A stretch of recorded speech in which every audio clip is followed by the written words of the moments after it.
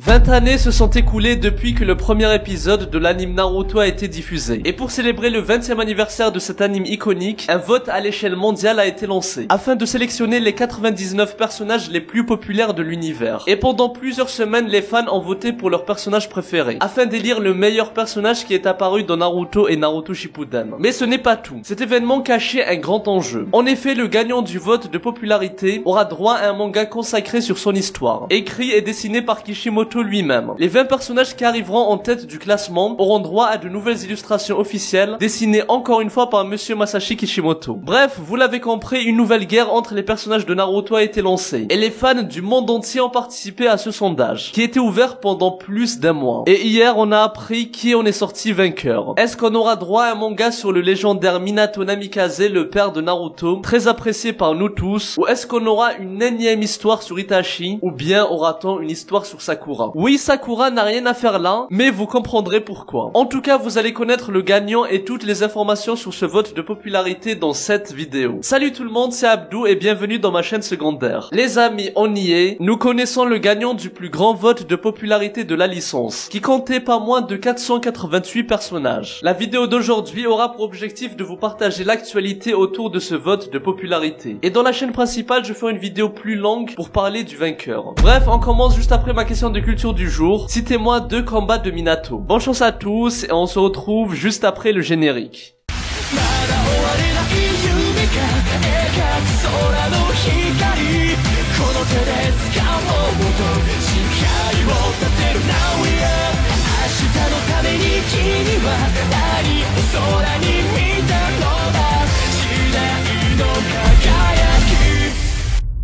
Le top 20 des personnages les plus populaires. Le 17 décembre 2022, Kishimoto publiait un message important pour les fans. Nous avons organisé des sondages de popularité à plusieurs reprises dans le magazine du Jump, mais c'est la première fois que nous le faisons à l'échelle mondiale. C'est pourquoi j'avais vraiment hâte de voir quel personnage va gagner. J'attends vos nombreux votes à travers le monde. Et comme dit précédemment, le top 20 aura la chance d'être dessiné par Kishimoto. Et le top 1 va avoir droit à un manga avec une histoire inédite. Mais bon les amis, passons maintenant au vif du sujet. Le top 20 officiel qui a été publié hier. En 20e position, nous retrouvons Rock Lee, suivi de Sasori, Neji, Deidara et Hashirama qui est 16e. Et les amis, je trouve vraiment dommage qu'Hashirama n'ait pas gagné le concours. Vous verrez que le gagnant est un bon choix aussi. Mais je pense qu'avec le premier Hokage, il y avait encore plus de choses à exploiter. Par exemple, avoir plus d'informations sur sa mort, le conflit entre les clans Senju et Uchiwa, comment et où a-t-il appris son mode ermite surpuissant. Bref, il y avait plusieurs choses à exploiter. Et j'espère qu'un jour il aura au moins un roman à son honneur, pour mettre en valeur son histoire qui est très sous-cotée. Bon, on enchaîne avec la suite. Gaara est 15e du classement, suivi de Tobirama Senju. Et franchement, lui, c'était mon favori. Il y avait tellement de choses à exploiter avec son histoire. C'est clairement l'Hokage qu'on a le moins vu, alors que c'est l'un des personnages qui a le plus révolutionné le monde shinobi. Il est le créateur de techniques extrêmement puissantes et dangereuses, comme le multiclonage, les Dotensei, ou encore le Hiraishin de Minato. Il fonda le village de Konoha aux côtés de son frère Hashirama. Mais c'est bien lui qui a transformé Konoha en une puissance majeure. C'est lui qui a mis en place les forces de police dirigées par le clan Uchiwa. Il a bâti une académie pour former les ninjas, inventé l'examen Chunin pour les faire évoluer. Et c'est encore lui qui a créé l'Anbu afin de protéger le village dans l'ombre. Bref les amis, j'en ai assez dit, mais pour moi l'apport de Tobirama dans le manga est très sous-estimé. Et j'aurais voulu que ça soit lui l'ultime vainqueur de ce sondage. Mais bon, je prépare une vidéo à son honneur pour lui rendre hommage. Maintenant on enchaîne avec la suite du top avec Shikamaru en 13e position, suivi de Jiraiya, Obito, Hinata, Madara, le God, Sasuke Uchiwa, Sakumo le père de Kakashi, Naruto, Kakashi et Shisui qui arrivent au pied du podium. Alors honnêtement, je trouve qu'on a un assez bon top de la 13e à la 4e place. D'ailleurs très content pour Shisui. Une histoire sur lui aurait pu être intéressante, mais bon, il n'y a pas 1 milliard de choses à raconter non plus. Étant donné qu'il est mort assez jeune, et on connaît déjà les événements marquants de sa vie grâce au roman sur Itachi. Maintenant passons au podium, avec Sakura en 3e position. Oui les amis, vous ne rêvez pas, Sakura Haruno, un personnage très moyen, que ce soit en écriture ou en palmarès, est en 3e position. C'est totalement incompréhensible, et j'ai pas dormi de la nuit parce que je faisais des cauchemars où je voyais Sakura finir premier. Et si c'était le cas, on aurait officiellement eu le pire manga du siècle. Non, honnêtement les amis, Kishimoto a eu 700 chapitres pour la mettre en avant. Et le pauvre, il a galéré. Et là, vous voulez qu'il fasse un manga sur Sakura? Non les amis, soyons sérieux 2 secondes. Vous voulez encore encore avoir un flashback avec Ino enfant sur les fleurs et les plantes mortes ou c'est comment? Dieu merci, elle a fini 3ème. Même si sa vraie place n'est même pas dans le top 20. Et je suis gentil. Bref, le deuxième c'est le grand Itachi Uchiwa. Une place très méritée, mais heureusement qu'on n'a pas eu encore une énième histoire sur Itachi. Entre les fillers, les romans, les flashbacks, je pense qu'on a eu notre dose. Malgré que ce soit un personnage extraordinaire avec une écriture magnifique, je ne remets pas ça en question. Mais on a eu assez d'histoires annexes sur Itachi. Et les amis, on y est. Le grand gagnant qui s'est hissé au top, dépassant largement les 487 autres personnages du sondage. Veuillez applaudir la légende Minato Namikaze.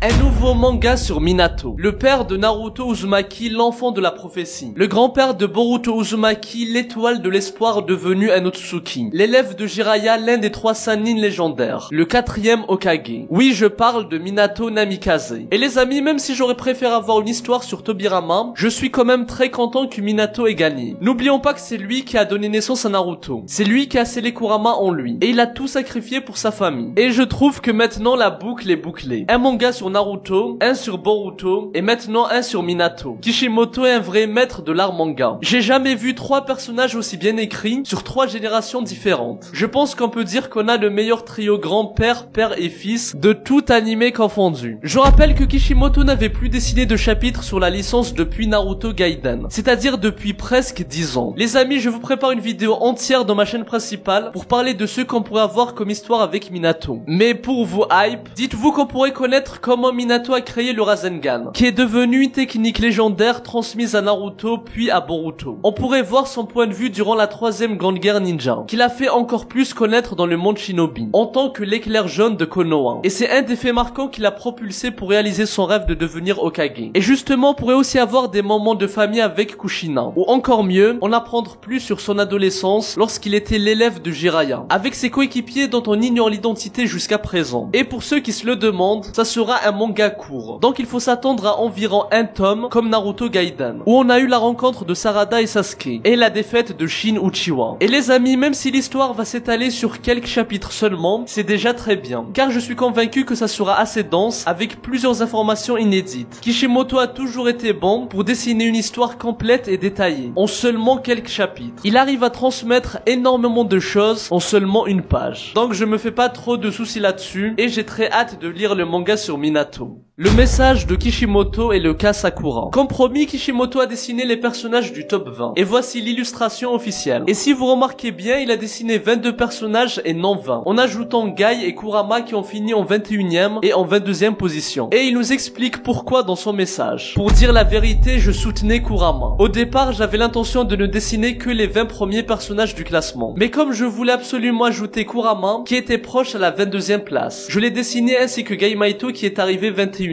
Je m'excuse de ne pas avoir respecté le concept 20 ans 20 personnages en raison de mon attachement personnel. Et les amis, ça fait énormément plaisir de voir à quel point le personnage de Kurama compte pour Kishimoto. Ça prouve qu'il a été lui aussi touché par sa mort. Et c'est pour ça que je pense qu'on reverra Kurama au moins de manière symbolique dans Boruto. Mais bon, c'est pas le sujet. Kishimoto parle aussi de Minato et Sakura. Merci beaucoup pour le grand nombre de votes que vous avez envoyés. J'ai été surpris de voir que Minato était le plus populaire dans toutes les zones. Et je m'attendais pas à une telle popularité pour Sakura. En tant qu'auteur, j'ai été ravi. Et les amis, j'ai une réaction partagée. D'un côté, je suis très content pour Kishimoto, car dans des interviews, il disait qu'il avait du mal à écrire des personnages féminins. Mais au final, la fanbase lui prouve qu'ils aiment beaucoup Sakura ou encore Hinata, des persos féminins qu'il a lui-même créés. Et je suis ravi que ça le rende heureux. Mais d'un autre côté, Sakura n'a rien à faire là. Et je ne vais pas m'étaler là-dessus, mais plusieurs personnes ont dénoncé les agissements des fans hardcore de Sakura, avec preuve à l'appui. Comme quoi ces derniers votaient sur Sakura chaque jour. Et apparemment ils ont même utilisé des VPN afin de changer d'IP et continuer de voter encore et encore. Les amis, heureusement pour nous qu'elle n'a pas volé la place à Minato. Sinon j'aurais écrit les noms des coupables dans mon Death Note. Bref, poursuivons avec la fin du message de Kishimoto. En ce moment je travaille sur le manga court sur Minato, qui a obtenu la première place. Comme je voulais être à la hauteur de votre formidable réaction, il y aura plus de pages que prévu. Découvrez bientôt l'histoire secrète derrière le jutsu de Minato. Encore une fois, merci de votre très forte participation. Vu son message et le passage sur l'histoire secrète du jutsu de Minato, je pense qu'il va nous raconter les événements qui vont mener à la création du Rasengan. Et sûrement grâce à cette technique, il vaincra le boss final de son manga. Parce que oui, comme dans chaque histoire, on est dans un shonen. Donc il y aura sûrement un ennemi pour Minato dans son manga. Et sinon, il y a aussi une très bonne chose à noter. Kishimoto dit qu'il y aura plus de pages que prévu. Et ça, c'est une excellente nouvelle, car ça voudrait dire que l'histoire sera encore plus longue. Bon les amis, je vous prépare une vidéo sur Minato dans cette chaîne et dans ma chaîne principale. Donc abonnez-vous et activez la cloche pour ne rien rater. Moi je vous dis à très bientôt et que la paix soit sur vous.